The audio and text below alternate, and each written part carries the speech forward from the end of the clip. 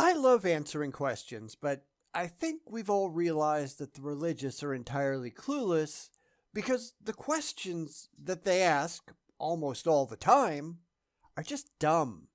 We're going to do some more of that today because it never gets old, right?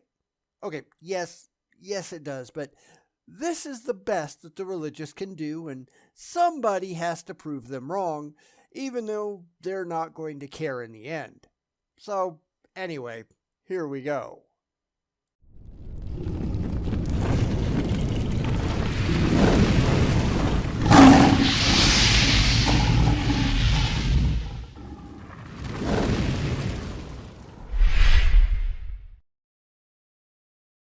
I tend to leave the shorts for my patrons, putting up exclusive videos over there that any patron can see, even at the lowest levels. If you want to see some videos that will never show up here on the channel, then you can subscribe at even the lowest tier for a couple of new videos every single month. That said, though, I found that I've got an awful lot of shorts in the queue, and more are getting added every day, so I wanted to group a couple together for a regular video here on the channel. This is all about questions that atheists supposedly can't answer, even though we always can. The first one is called Atheists Can't Answer These Logically, which I'm pretty sure we can. So let's get into it. Atheists cannot answer this question. We know time, space, and matter was all created at the Big Bang. Well, it wasn't created. It came into existence, but that says absolutely nothing of what might have existed before the Big Bang, if before actually means anything in the absence of time. This is the problem that we have when trying to have this conversation, because we really have no idea what might have gone on. And that goes for both atheists and theists.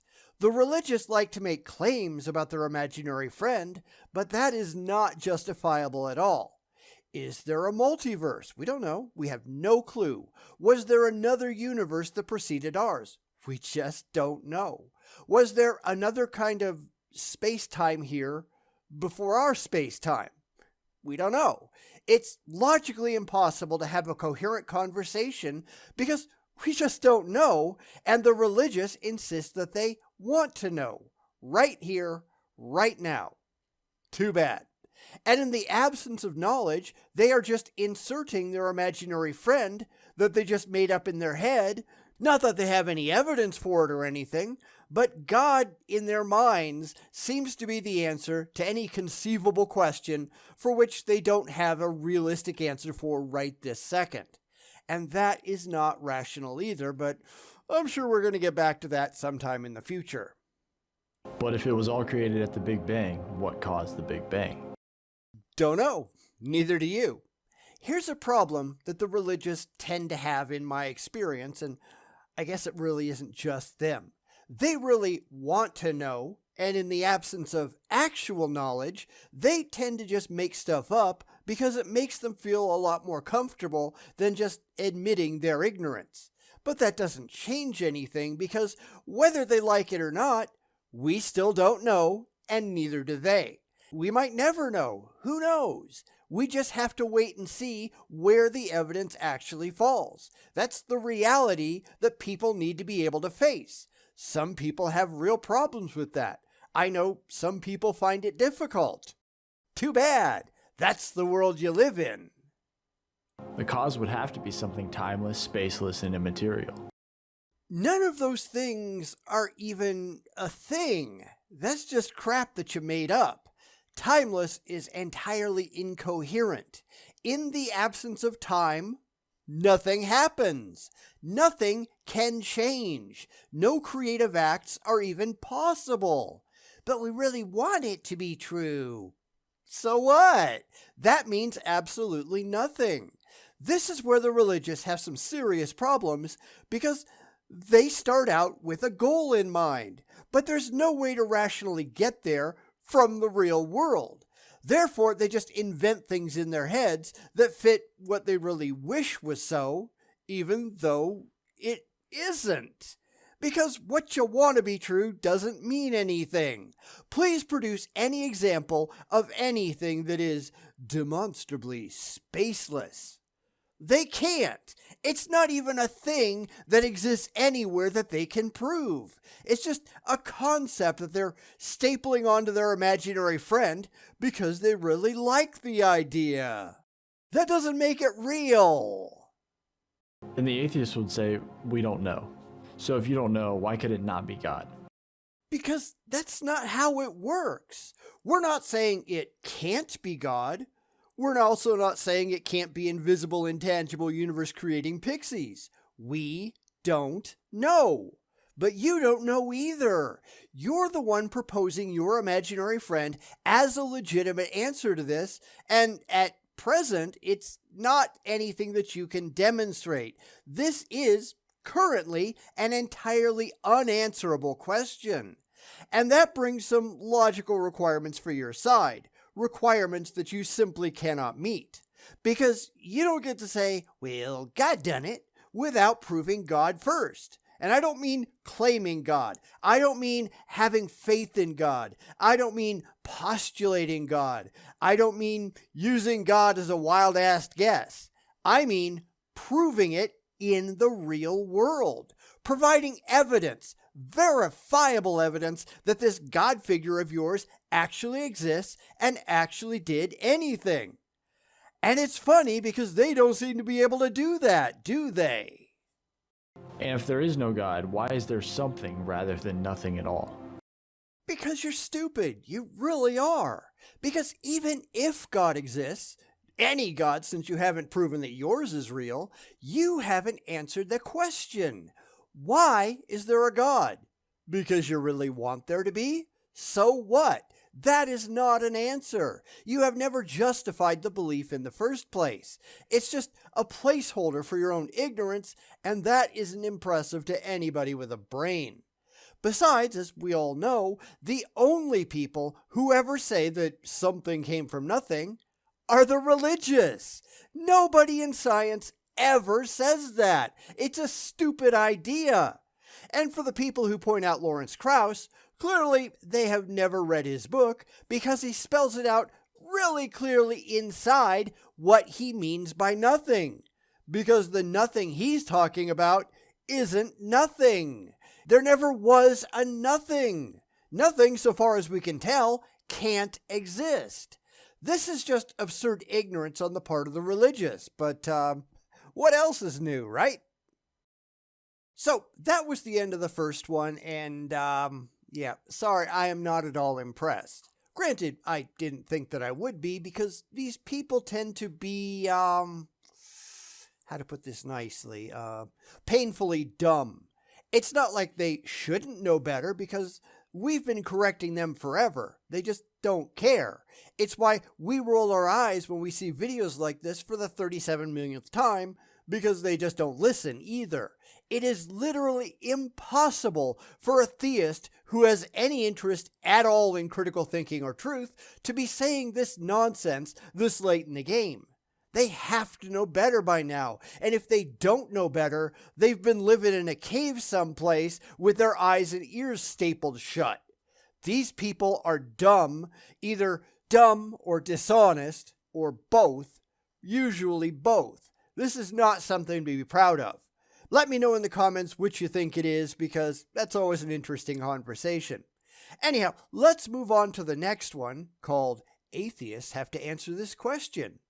Alright, then answer we will. One of the most unsettling questions an atheist has to answer is there meaning to life? That's not actually the question that you mean to ask. You mean, is there inherent meaning? And the answer to that is no. We can give our own lives meaning if we choose. Most people do. Most people decide what the hell they want to do with their lives, even the religious. There is no way to prove that God has a plan for you. Believers simply come up with something they like and they just staple God onto it like they do with everything else. And I hope that's not a surprise to you, but I guess we'll have to see. One of the world's most famous atheists, Richard Dawkins, wrote a book called A River Out of Eden, a Darwinian view of life. And in it, he says, the universe that we observe has no purpose, no good, no evil, just pitiless indifference. Yup, it's true. Now, I get that you don't like the fact, but not liking the fact doesn't change the fact. It is what it is, and it is indeed a fact. You can always be sure that when this comes up, it's just an emotional appeal for, but I just don't like that. Big deal. Life has no inherent meaning. Nobody is out there telling you what to do. If there is, you don't have to listen. You can tell them to go pound sand. And if they're forcing you, you should seek legal advice. That's the part that hurts their feelings because they are, whether they're willing to admit it or not, lazy. They don't want to have to work to come up with their own meaning or purpose in life.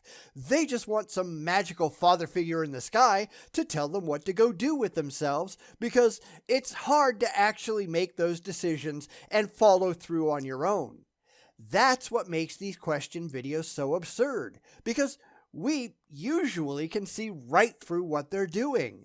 It's all emotional confirmation bias on display, because they really wish the world was different than how it actually is. Well, too bad. That is the consistent view of atheism, that life has no meaning or purpose. Inherent meaning or purpose.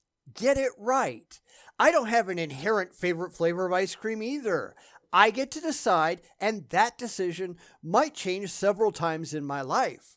Because there isn't just one single answer. There are plenty of potential ones based on how I might feel at the moment. Welcome to the real world. Sadly, the religious have no interest whatsoever in living in it. This distinctly sounds like a them problem to me. But we don't live that way. We live as if things matter in this world. We live as if life actually has meaning, and you have meaning and are here for a reason. He can't be this dumb, can he? We live as if any of that is true. But that doesn't make any of it true. It just means that he really, really likes the idea, which is pretty much why the religious have so many problems. Reality doesn't care about you. You need to care about reality, and sadly, most theists really don't. They would rather live in an emotionally comforting fantasy land in their heads than deal with the world as it actually seems to be. Because they're lazy and stupid and gullible and emotionally driven and, well, I guess I don't really have to go on, do I? These are not qualities that anyone should be proud of. The religious really ought to be ashamed. Everybody on this earth exists for a purpose, and we're created by God and for a relationship with God. Really? Citation needed. Where is your evidence that any of that is actually true? Oh, I know he won't answer because he can't answer. That's why he's got 500 downvotes on this video compared to less than 100 upvotes. These people, they just aren't that smart. And sadly, that's probably an understatement. Well, here's what I really want to believe. So what? Nobody gives a damn about your emotional delusions. You're just embarrassing yourself. Knock it off. That Jesus created you specifically with value, with dignity and worth, and that your life actually has meaning. Follow for more. Says you. Because that's really all that he's doing. He's mindlessly repeating a religious mantra that he really wishes was true because he really wishes it was true, but for which he has no actual evidence on his side. But I just like it. So what? What does that actually prove? That's why he's making videos for other theists who aren't going to ask any of the difficult questions like we ask around here. We do have answers. Easy answers. They just don't like them. Liking reality doesn't change reality. Not liking reality doesn't change reality. It's why these people look so dumb all the time. Okay. See, throw it. Okay, the music is stupid and I'm just going to get rid of it. We can do some Daniel King music instead. So, what I'm getting from this so far is he's going to go with the entirely debunked cosmological argument, so I guess we're just going to have to debunk it again.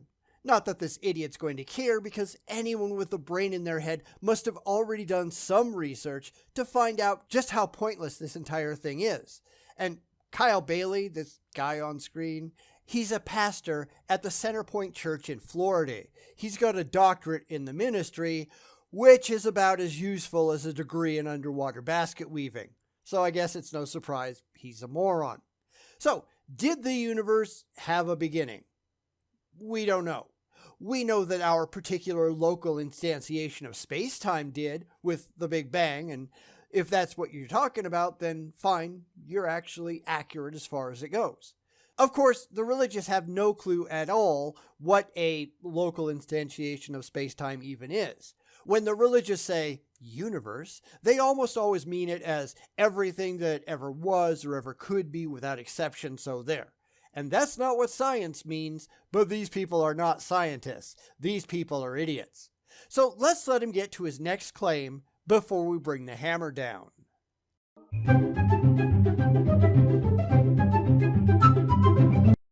Prove it. That's a claim. You have to back it up.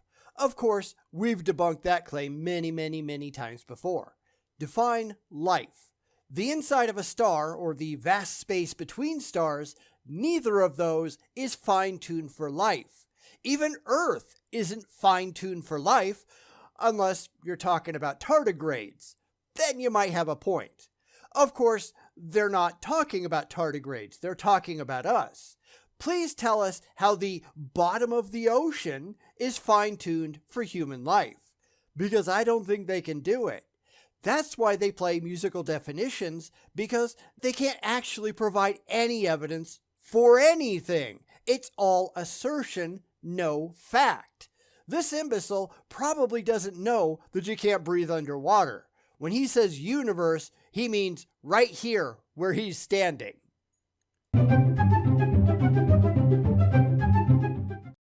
Again, prove it.